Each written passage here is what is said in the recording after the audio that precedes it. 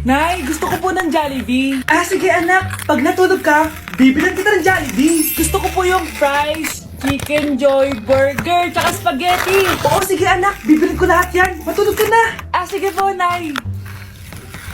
Oo, ayan na. Tulog na siya. Bibili na tayo ng Jollibee. Lahat ng pinagkainan niyo, tapon niyo sa basura ha, para di na makita. Nay, saan po kayo pupunta? Ah, pupunta kami sa mall, anak. Sa mall? Sama po ako, Nay. Gusto mo sumama? O sige, maligo ka na para makasama ka sa amin. Ah, sige po, Nay. Bilisan niyo na habang naliligo siya. Tara na. Nay, tapos na po ako maligo. Nay, nasaan na sila? Umalis na sila. Iniwan nila ako. Anak, para sa'yo bagong laptop. Anak, di ba gusto mo ng bagong sapatos? Oh, binalang kita. Para sa'yo.